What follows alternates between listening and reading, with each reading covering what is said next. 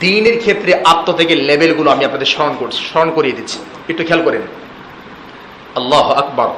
আমরা আবু হুরায়রা রাদিয়াল্লাহু আনহুর নাম কে শুনি নাই? আল্লাহু আকবার। তার যে স্যাক্রিফাইস, তার যে আত্মত্যাগ, এটা আমাদেরকে খুব চিন্তিত করে, আলহামদুলিল্লাহ, উৎসাহের দিকে দাওয়াত দেয় আমাদেরকে। দেখেন সহিহুল বুখারী হাদিস নাম্বার 442 442 নাম্বার হাদিস, দেখেন আত্মত্যাগ। আবু হুরায়রা রাদিয়াল্লাহু আনহু বলছেন, রাআইতু 70 মিন আহলি সুফা। 70 মানে 70, আপনারা জানেন অনেকে 70 70 60 60।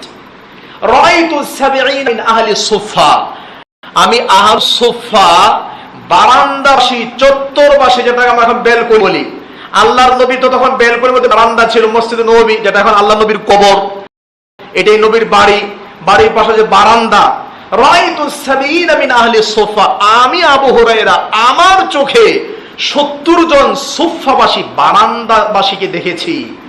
বারান্দায়, যারা নবীর বারান্দায় পড়ে থাকতো, খাবার নাই, পানি নাই, কিছুই না, খালি দিন শিখত। মা মিনহুম রাজুল, এই 70 জনের মধ্যে একজনকে আমি পাই নাই ইম্মা আলাইহি ইজার, ইজার মানে লুঙ্গি, যে এই 70 জনের কারো গায়ের মধ্যে একটা পূর্ণাঙ্গ লুঙ্গি আছে, আও কিসা, অথবা লম্বা একটা চাদর আছে, যে চাদর দিয়ে সম্পূর্ণ বডি ঢাকা যায়। আত্মত্যাগ দেখেন, এই 70 জন স্টুডেন্ট, ছাত্র, দ্বীনের খাদেম, আত্মত্যাগকারী, স্যাক্রিফাইসকারী সাহাবী, যারা নবীর বারান্দায় পড়ে থাকতো, এদের একজন কেউ দেখি নাই যে তাদের গায়ে একটা লম্বা চাদর আছে, অথবা একটা লুঙ্গি, যেটা দিয়ে সম্পূর্ণ শরীর বা কাপড় বা এই পর্যন্ত ঢাকা যায়, লুঙ্গি। তাহলে কি দেখেছি? ইম্মা আলাইহি ইজার আও কিসা, কারো গায়ে শুধু ছোট্ট একটা লুঙ্গি আছে, অথবা ছোট্ট একটা চাদর আছে। এই চাদর দিয়ে তারা যখন একই সাথে লজ্জাস্থান এবং শরীর ঢাকতে চায়, পারে না। তারা যখন তাদেরকে আবৃত করার চেষ্টা করে, তখন হাত দিয়ে ধরে রাখে কাপড়, কারণ হাত দিয়ে ধরে না থাকলে না জানে কাপড়টা কখন খুলে পড়ে যায়। আল্লাহু আকবার। আমি এই হাদিস থেকে, সহিহুল বুখারী 442 নম্বর হাদিস, এখান থেকে বুঝলাম যে আজকে আমাদের আলমারি হয় না, ওয়ার্ড্রপ হয় না, 3 পার্ট 4 পার্টের আলমারি অর্ডার দিয়ে বানাতে হয়। এত কাপড় থাকার পরেও বলে বাড়িতে কাপড় নাই।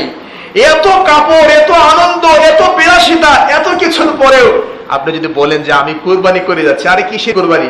আপনার বাড়িতে লাখ লাখ টাকা কাপড় পড়ে আছে, এরপরও বসুন্ধরা না গেলে, যমুনা ফিউচার পার্কে না গেলে, ইন্ডিয়াতে না গেলে আমাদের ঈদের মার্কেট হয় না, অথবা বিবাহের মার্কেট হয় না। অথচ যেই পরিমাণ কাপড় আমাদের এখন আছে, আল্লাহ যদি আরো 20 বছর বাঁচিয়ে রাখে, একটা কাপড় না কিনলেও চলবে, শুধু গেঞ্জি আর লুঙ্গি কিনলেই হবে, আর কিছু লাগবে না। এরকম অনেক কাপড় অনেক মানুষের আছে। আমার ভাই, কাপড়ের ক্ষেত্রে আমাদেরকে স্যাক্রিফাইস করতে, কত মানুষ কত কষ্টে আছে। আল্লাহু আকবার।